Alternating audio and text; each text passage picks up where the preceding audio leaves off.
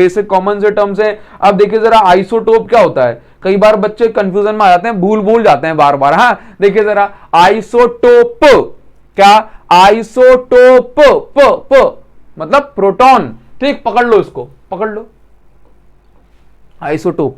तो जैसे एक्चुअल में देखो मैं क्या बताऊं कि नेचर में कोई भी जो है एलिमेंट आप देख लो, कोई भी एटम उठा लो, जैसे कि हाइड्रोजन, ठीक, तो जब आप हाइड्रोजन का पूरा एक एलिमेंट उठाओगे, हाइड्रोजन की एक पूरी गैस अगर आप कलेक्ट कर लेंगे, या मान के चलो आपने कैल्शियम ही ले लिया, या आपने कहा कि सर नहीं कैल्शियम नहीं कार्बन ले लेता हूं, सब जगह प्रेजेंट है, तो अगर आप कार्बन का ही एक बड़ी सी जो है ढेर उठा लेंगे, तो आप देखेंगे कार्बन के एटम उसमें एक टाइप के नहीं है, बहुत टाइप के हैं। जैसे मान के चलो अगर आपके घर में मच्छर घुस गए हैं, तो जरूरी नहीं होता कि वो सारे के सारे मच्छर एक ही स्पीसीज के हों, मतलब स्पीसीज नहीं कहना चाहिए कि भाई एक ही टाइप के हो सकता है कोई डेंगू का हो, कोई मलेरिया का हो, कोई नॉर्मल हो, कोई जो है नर है, कोई मादा है, बात समझ रहे हो। तो कहने का मतलब है कि भाई एक एटम, जो एक एलिमेंट अगर आप कोई ले लोगे, कोई एक ढेर ले लोगे, तो उसमें एक ही एटम के अलग अलग रूप आपको देखने को मिलते हैं।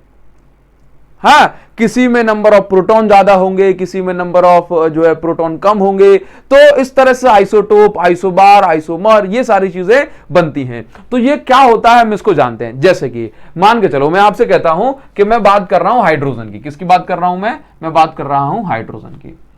तो क्या कहा मैंने कि भाई घर में मच्छर घुस गए, तो मच्छर भी अलग अलग तरह के हो सकते हैं, भाई उनका एक नाम क्या, बोला मच्छर है, ठीक, लेकिन मच्छर भी अलग अलग टाइप के हो जाएंगे। इसी तरह से भाई इस गैस का नाम क्या बोला आपने, कहा सर हाइड्रोजन है, हाइड्रोजन, ठीक, अब ये हाइड्रोजन में भी अलग अलग जो उसमें जो है टाइप्स मिल जाएंगे, जैसे कि 1H1, मतलब एक हाइड्रोजन ऐसा होगा जिसमें एक प्रोटॉन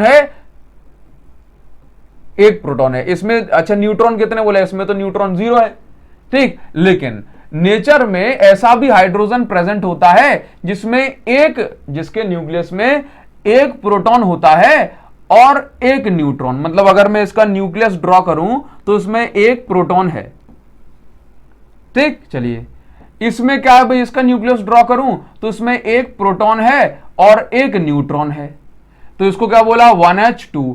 अब नेचर में ऐसा भी हाइड्रोजन का एटम प्रेजेंट है जिसमें एक प्रोटॉन होता है और 2 न्यूट्रॉन होते हैं, एक प्रोटॉन और 2 न्यूट्रॉन, तो इसको हम बोलते हैं 1H3। इसका आपने नाम भी पढ़ा है, इसका क्या नाम है, इसका नाम है प्रोटियम, इसका नाम क्या है, इसका नाम है ड्यूटेरियम, इसका नाम क्या है, इसका नाम है ट्रीटियम।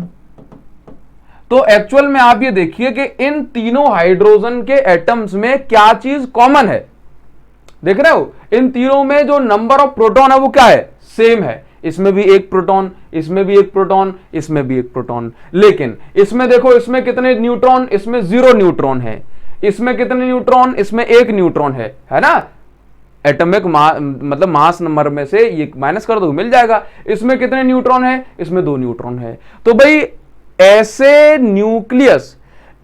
एटम्स के न्यूक्लियस को हम आइसोटोप कहते हैं, जिनमें same number of proton, isotope और प्रोटॉन, समझे, प्रोटॉन, ठीक ना। तो कहने का मतलब है ऐसे एटम्स के न्यूक्लियस को हम आइसोटोप कहते हैं जिनमें same number of proton but different number of neutrons हो। क्लियर है, same number of proton but different number of neutrons हो।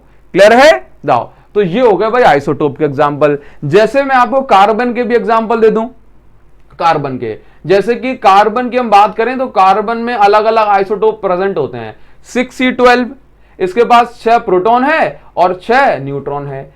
6C13, तो 6 प्रोटॉन और 7 न्यूट्रॉन। इसके बाद 6C14, 6 प्रोटॉन एंड 8 न्यूट्रॉन। तो ये जो कार्बन के अलग अलग एटम्स है, ये क्या है, एक दूसरे के आइसोटोप है। क्या है, आइसोटोप। क्लियर हो रही है बात। नाउ तो आपको जो है न्यूमेरिकल भी मिलता है कि भाई इस आइसोटोप का मास इतना है, इस आइसोटोप का मास इतना है, तो टोटल जो है आपको कैलकुलेशन करनी होती है। समझाएंगे अभी, देखिए जरा, तो बात समझ में आ गई। नाउ आइसोबार क्या होता है, बार मतलब याद रखो, बार मतलब मतलब भार, वजन। एक्चुअल में वजन को हम वेट बोलते हैं, लेकिन आप यहां पर जो है उसको एनालॉजी सेट कर लो मास के साथ। ठीक, तो देखो जरा, जिनका मास नंबर आइसो मतलब सेम हो, वो न्यूक्लियस, वो एटम्स जिनका मास नंबर सेम हो, बाकी दुनिया अलग हो, हमें इससे कोई मतलब नहीं है, उसको हम बोलते हैं isobar. Atoms having same mass number, मतलब ऊपर वाला, आइसोटोप में नीचे वाला सेम होना चाहिए, आइसोबार में क्या ऊपर वाला। जैसे कि अगर मैं बात करूं कि भाई हाँ जी देखो जरा, अगर मैं आपसे कहता हूं, देखो 7n14, मतलब ये नाइट्रोजन है और नाइट्रोजन का एटॉमिक नंबर कितना है, नाइट्रोजन का एटॉमिक नंबर है 7, तो इसमें 7 प्रोटॉन है और 7 न्यूट्रॉन, टोटल मिला के मास नंबर हो रहा है 14। अब मैं कार्बन का ये वाला एटम उठा लूं, कार्बन का ये वाला आइसोटोप 14 वाला, तो देखना जरा इसमें देखो, इसमें प्रोटॉन कितने हैं, इसमें प्रोटॉन है 6 और न्यूट्रॉन कितने हैं, न्यूट्रॉन है 8। मुझे कोई मतलब नहीं है, मुझे तो बस ये देखना है कि इसका भी मास नंबर 14 और इसका भी मास नंबर 14, बाकी दुनिया भाड़ में जाए। समझ गए? तो जिनका मास नंबर सेम हो उनको हम बोलते हैं, उन एटम्स को हम बोलते हैं आइसोबार। तो 7n14 एंड 6c14 क्या है, आइसोबार हैं। अगर ऑक्सीजन का कोई आइसोटोप हो जिसमें ऊपर आपको 14 लिखा मिल जाए तो वो तीनों आइसोबार हो जाएंगे। बात समझ में आ गई? चलिए तो हम आगे बढ़ेंगे। आइसोटोन, बहुत आसान, आइसोटोन न मतलब न्यूट्रॉन, क्या न्यूट्रॉन, तो यहां पे न्यूट्रॉन की बात करी जा रही है। देखो जरा, atoms having same number of neutrons are called isotope. भाई ऐसे एटम जिसमें सेम नंबर ऑफ न्यूट्रॉन हो उसको आइसोटोप कहेंगे। आइसोटोन क्या बोलेंगे, यहां पर गलत लिख दिया, क्या बोलेंगे, आइसोटोन, क्या बोलेंगे, आइसोटोन।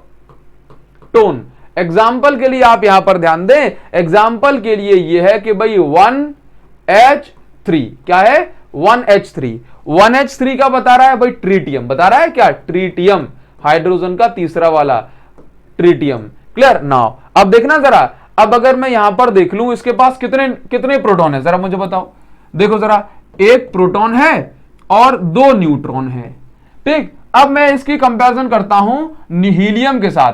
तो हीलियम को देखो, हीलियम को ऐसे लिखता हूं 2He4, तो इसके पास 2 प्रोटॉन है और 2 न्यूट्रॉन है। तो देखो जरा, ये ट्रीटियम में और हीलियम में दोनों में क्या चीज कॉमन है, सो यू विल फाइंड कि भाई इसमें सर, इसमें भी 2 न्यूट्रॉन है और इसमें भी 2 न्यूट्रॉन है। तो जिसमें सेम नंबर ऑफ न्यूट्रॉन्स होंगे, जिसमें सेम नंबर ऑफ न्यूट्रॉन होंगे, दैट इज कॉल्ड आइसोटोन। तो उन एटम्स को हम साथ में आइसोटोन कहेंगे। So this tritium and this helium atom is are called isotone. अब आइसोमर देखो, आइसोमर क्या होता है, आइसोमर मतलब वो एटम्स जो एक जैसे ही हो, उनका सब कुछ एक जैसा हो, number of proton, number of neutron, atomic number, mass number, लेकिन प्रकृति में चीजें अलग अलग रूप में पाई जाती हैं। तो भाई आप ये मान के चलिए, आइसोमर हम उन न्यूक्लियाई को बोलते हैं जिनका सब कुछ सेम होता है लेकिन उनकी एनर्जीज अलग अलग होती हैं। एग्जाम्पल के तौर पर मैं आपको बता दूं, जैसे कि कोबाल्ट का 58 आइसोटोप, हाँ, तो इसके बारे में आप देखेंगे, कोबाल्ट का 58 जो हम लेंगे तो उसमें क्या है ना, जिसका मास नंबर 58 नाउ, इसमें एक्चुअल में क्या है, इसमें 2 आइसोटोप पाए जाते हैं। एक वो आइसोटोप जिसकी हाफ लाइफ बहुत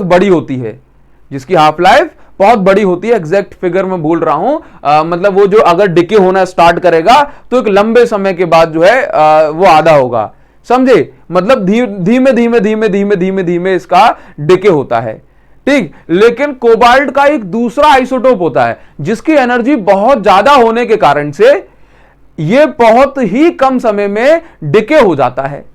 तो दोनों कोबाल्ट के जो फॉर्म हैं, इनकी एनर्जी अलग अलग है, सब कुछ सेम है लेकिन एनर्जी अलग अलग है, समझे। तो हम इसको क्या बोलते हैं, इसको हम बोलते हैं आइसोमर। तो जो बहुत ज्यादा एनर्जी वाला है ना, उसको हम बोलते हैं मेटास्टेबल स्टेट। क्या बोलते हैं, मेटास्टेबल स्टेट। मुझे उम्मीद है कि आपको समझ में आ रहा होगा। हाँ,